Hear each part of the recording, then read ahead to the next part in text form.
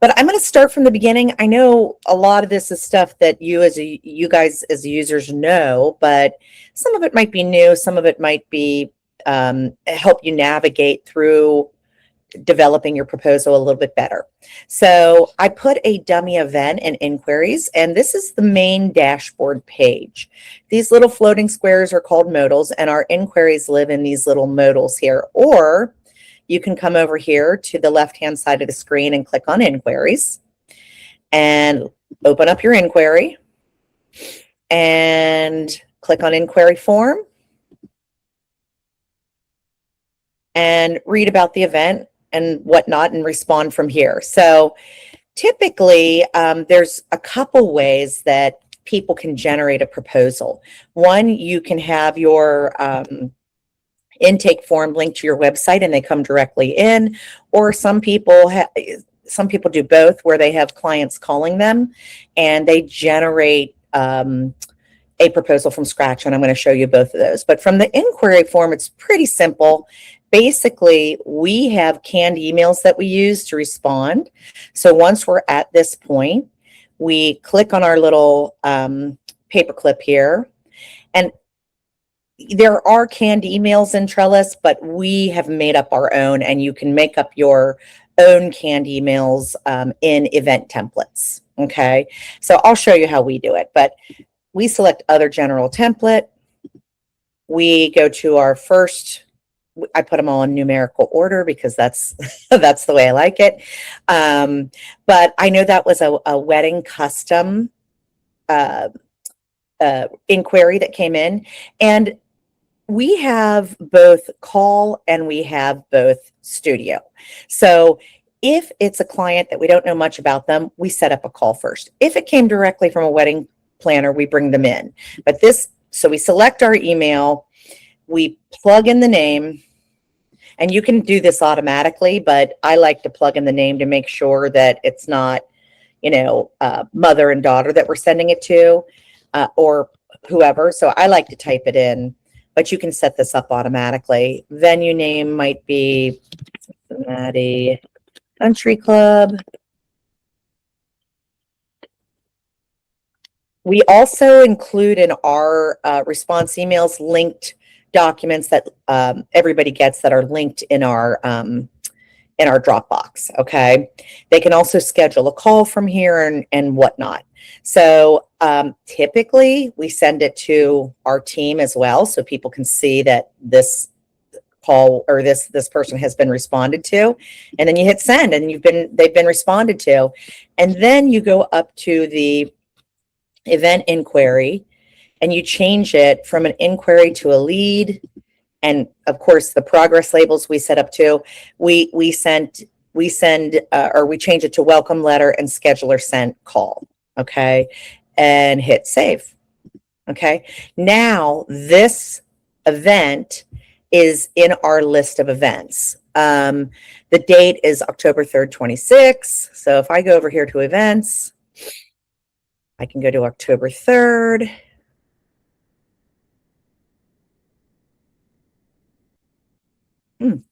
I went down too far. October 3rd, 26. So here it is.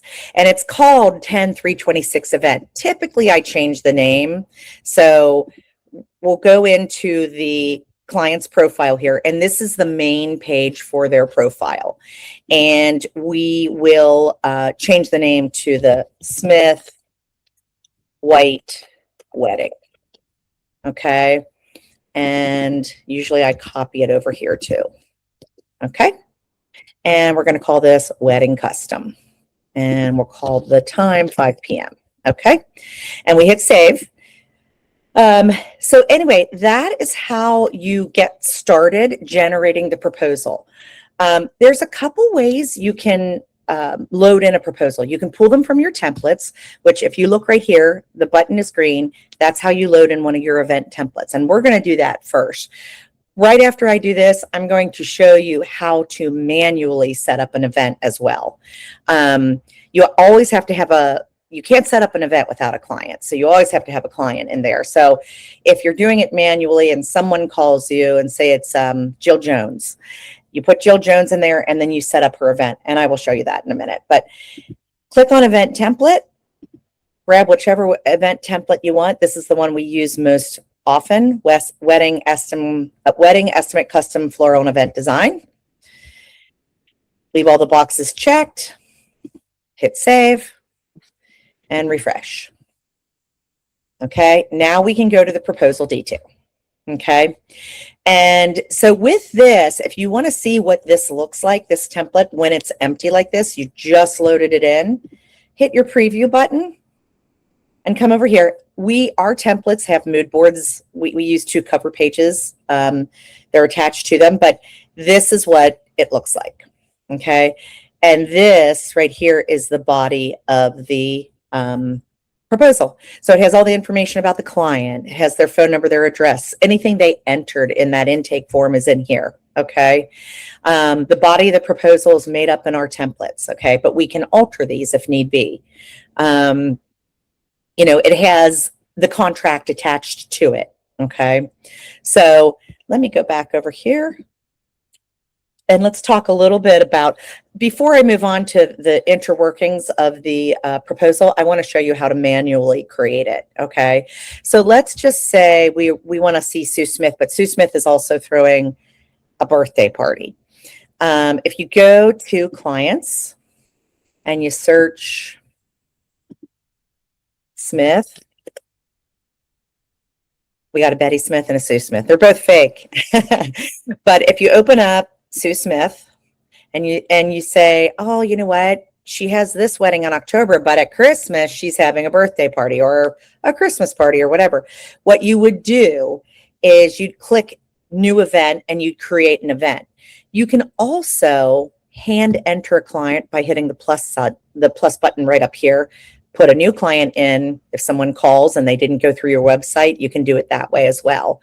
But for Sue, since she's already here, we're going to hit new event. We're going to leave lead, and we're going to put call scheduled wherever we are in the process. And then we'll put Christmas party or birthday party. Let's just put birthday. Okay. And copy it over here. And you can also load the template from right here. But because this is not a wedding, I'm going to select corporate social, which is a smaller scaled down. It doesn't have all in that template, it doesn't have like flower girl, bridesmaids, all that stuff. It's just a little more general. So corporate social. And hit save. Okay. And then it takes you to that one.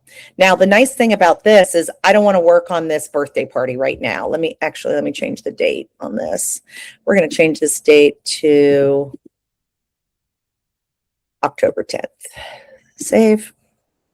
But if you look at your events screen, hang on one sec. Oh, no, it already is a lead. If you look at your event screen, you'll see that she has a party 2 weeks in a row. There it is. Smith White wedding, and then there's the birthday party right there. Okay, so she's in there. But let's work on this wedding, and I'll show you a few things about.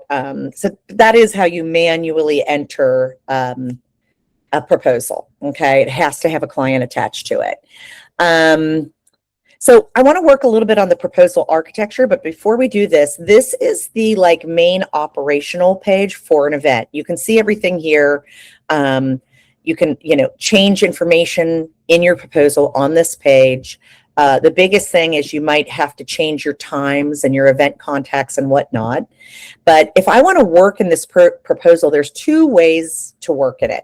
I can go to proposal detail, and you can see how it's all laid out here. And I'm going to collapse everything by using this collapse button. Okay. Or you can work in your recipes.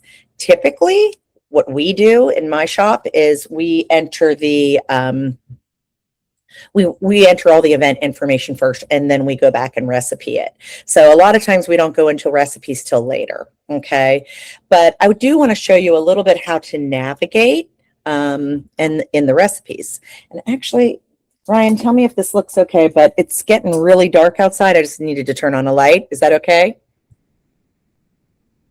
I think it's about to storm. Anyway, so anyway, let's talk about navigating through the proposal. So you have proposal groups, okay? Like this is a group, this is a description item, and this is an arrangement item. If you are adding something in, you can add any type of item. You can add group, description, arrangement, optional arrangement, or hidden arrangement, or internal expense. And I'll go through what these are momentarily, go kind of high level. But if you delete a group, you have the option to delete everything that came with it. But you have to check this box, or all those items in that group will stay. Okay, I'm going to hit cancel because I do not want to delete that. But to give you an idea of how that works, so we separate our proposals into custom floral designs and into event design and rentals, because we do event design. So if you look at the proposal at the bottom, it tallies up those services separately: custom floral designs and event design and rentals. We do that. That's just the way we like to structure our business. But so each group has a total. Okay. All of these here, or let's go through the different line item types. So we have arrangement, which could be a floral design, or it could be a rental. It could be anything. Anything that you can pull in from your library goes into arrangements. Okay. I'm going to add a description, and I'm going to say new section. So what I use the descriptions for is to separate out. We don't line item our proposals. So I separate out our different sections with descriptions, because if I put them into groups, it will total them separately. But if you look here, you can see these are how the descriptions show up. Okay. Everybody's templates are a little different. They were customized for you. So your description might not have the same font or positioning as mine. But if I refresh this, you'll see where I just added new section. There it is, right there. Okay. And I can put a bunch of different things underneath that. But keep in mind, the only thing that's tallying up at the bottom are the groups. Okay. Let me see here. So yeah, and then within an arrangement item or a description item, there's room to put details. There's room to put production notes. In the details, you can say the reception is going to be inside. And if you don't want to talk about rain, you could put that in a production note. If it rains, we're moving it to the foundry room or whatever. Okay. So you can put that, and that section right there, your production notes only show up for you and your team. Okay. So as far as moving things around, one of the things I wanted to show you is the right-hand menu here. So everything you need to create your proposal is in this right-hand menu.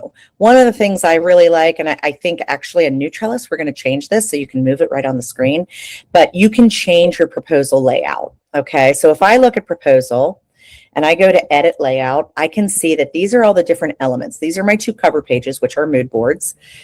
Then we have, we include some informational things in there. A lot of times I delete these, but this is about us, what our services are, and so on and so forth. Then comes the event details, the proposal detail, which is all the line items, all the arrangement items, but you can move these around any way you want. You can even delete them. So if you want to get rid of, say this proposal, so I just move these around, and you'll see these, if I refresh this, you'll see these pages jump around. There they go. But say, I don't want to give them all this information. I already gave them a pamphlet. You know, I just want to keep it short and sweet and just their information. You can come over here and delete these. So you can click on each one and delete.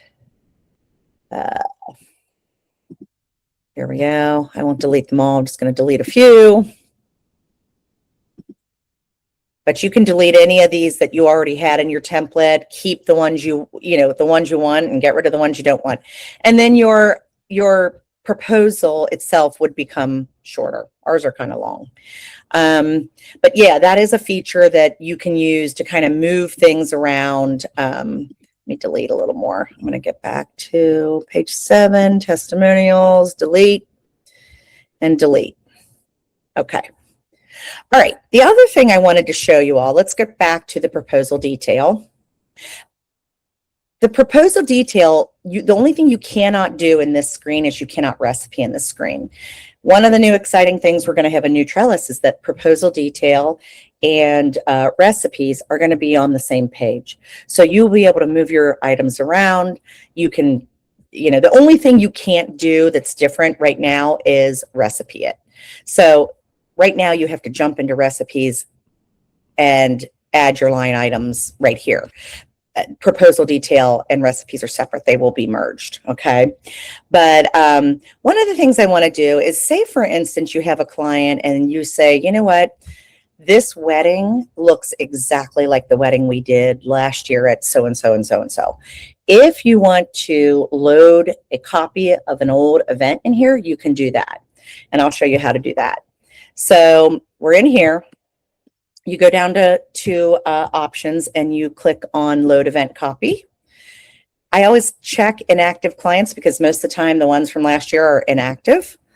And let's pick, let's see here. Wow, there's a lot in here. Let's pick this one. Okay. So say, for instance, I know this was a pink and green wedding. This person wants pink and green. They want the same vibe. I'm not going to copy the event info. I want to keep the client as it is, but I am going to copy the color palettes, the recipes, the arrangements, and the mood boards. I'm not going to copy the contracts or the planners. Could be a different planner. Cover pages. No, I'm not going to copy cover pages and letters because my cover pages are my mood boards, and I'm not going to copy their timeline because it's going to be different.